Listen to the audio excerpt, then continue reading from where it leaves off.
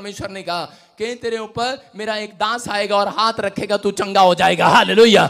मैं क्या कह रहा हूं, गड़बड़ी का आत्मा नहीं है परमेश्वर। कहता आपका आत्मिक जीवन, कहता है कि कुछ लोग खराब करते हैं, आप अपना आत्मिक जीवन खुद अपनी मर्जी से खराब करते हैं। जब आपका काम नहीं बनता तो आप परमेश्वर से पहले छलांग लगाना चाहते हैं, आप परमेश्वर बनना चाहते हैं। अगर आप टाइम पर उठें और टाइम पर अपने आत्मिक जीवन को चेक करें, रोज आप जब शीशा देखते हैं तो अपने शीशे में ये देखा करो कि मैं इस लायक हूं, मैं शीशे को देख सकता हूं, मैंने आज कितना खड़ा हूं मैं आत्मिक जीवन में, मैंने आज दिन भर में जो परमेश्वर से वादा किया था क्या मैं उसमें खरा ठहरा हूं, क्या मैं पूरा उतरा हूं। अगर आप उतरे तो आज रात के बाद परमेश्वर चरवाहा नहीं रखेगा, कोई लेबर थर्ड क्लास नहीं रखेगा, आपको राजा बनाएगा, राजा, कोई आईएएस अफसर बनाएगा, आप एक बड़ी पोस्ट पर जाएंगे। चर्च आमीन बोलने वाले कहीं से कहीं पहुंचने वाले आज रात।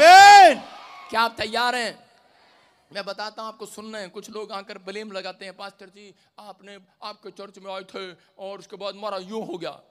हरियाणा के, मैंने को ये नहीं कहूँगा दूध दही का खाना कौन खा गया, हमारा सारा खाना। वो भी आके मेरे से पूछते हैं करे हमारे हरियाणा में इतना दूध था, इतना दही था, हमारा कौन खा गया खाना। मैं कहा मैं खा गया, थारा पादरी खाना सारा। ऐसे पूछते हैं जैसे मैं ही खा गया। आज बहुत सारे लोग गलतियां करते हैं लेकिन वो गलतियों पर एहसास नहीं करते। छोटी सी छोटी गलती भी, कहता है आपको गरीब कंगाल बीमार कर रही है, गड़बड़ी ला रही है आपके रिश्तों में, आपके फैमिली में। कह रहा अपने आत्मिक जीवन को चेक करो, कह रहा ये विश्वास करना है। एक अहाब राजा था और अहाब राजा अपनी पत्नी की सुनता था। कितने लोग अपनी पत्नी की सुनते हैं? सही बताना, हाथ खड़ा करके बताओ, हाथ खड़ा करके बताओ, कितने लोग अपनी पत्नी की सुनते हैं?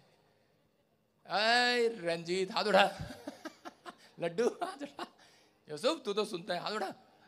सुनते हैं कि नहीं? कह रहे हैं कि ज्यादातर जो लोग अपनी पत्नी की सुनते हैं वो मार खाते हैं। हालेलुया।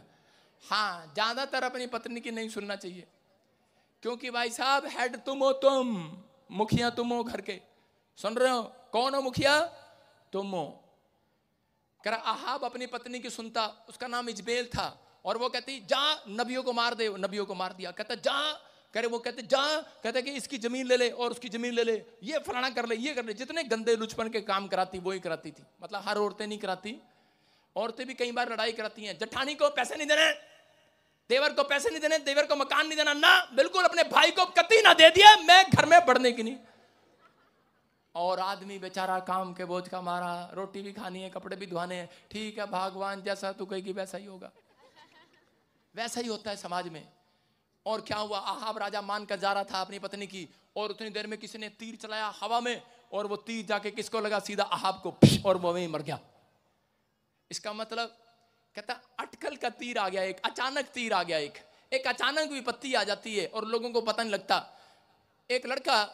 एक लड़का मसीह में था, प्रार्थना करके कहां जा रहा है? प्रार्थना करके अपने घर से खेलने के लिए जा रहा है अपने दोस्तों के साथ बुलेट मोटरसाइकिल पर। और रास्ते में क्या हुआ, एक ट्रक निकला और उसका टायर फटा, और टायर फटने के बाद पता नहीं घूम फिर कर पहिया कहां है, उसकी मोटरसाइकिल सामने आया और वो थड़ाम से उसका एक्सीडेंट हो गया और वो मर गया।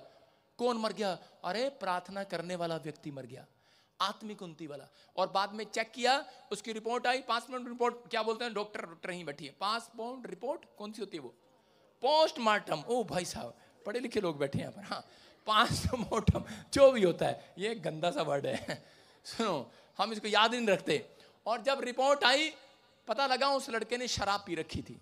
आप समझ रहे हैं? चर्च में जाने वाला व्यक्ति। इसका मतलब आपका आत्मिक उन्नति आपने की है, लेकिन आपने आत्मिक लाइफ में नहीं बढ़े हैं, आप अपने स्पिरिचुअल लाइफ में अपना लेवल गिरा रहे हो। इसका मतलब वो विपत्ति कभी भी आ जाती है, अटकल वाले तीर आ जाते हैं। परमेश्वर नहीं चाहता है कि आप मौत के मुंह में जाएं, आप बीमारियों में रहें, आप कर्जे में रहें, आप समस्या में रहें, आप टुकड़े मांगने वाले रहें। पवित्र आत्मा नहीं चाहता। परमेश्वर आज के बाद आपको टुकड़े मांगना नहीं, कर के उधार लेने वाला नहीं, देने वाला बनाएगा, देने वाला। विश्वास कर रहे हो कि नहीं? कह रहे हैं कि आज आपको ध्यान देना अपने आत्मिक जीवन की तरफ। सब कुछ मैनेज होता चला जाएगा, इधर उधर देखने की जरूरत नहीं है। मैनेज हो रहा है, सब मैनेज हो रहा है, सब मैनेज हो रहा है। आपको बता रहा हूं कि मैं 5 साल आत्मिक उन्नति कर रहा था, लेकिन उसमें साथ साथ सब बातों में उन्नति नहीं कर रहा था मैं। और जब मैं प्रभु में सही तरीके से आया, पास्टर बना, उसके बाद मैंने एक फैसला ले लिया। मैंने कहा परमेश्वर आज से सब कुछ तो ही मैनेज करेगा। मैं कपूरथला मीटिंग में प्रचार कर रहा था, लाखों लोग वहां पर थे। चौधरी मेरे साथ था, राजेश चौधरी, और उसकी फैमिली मेरे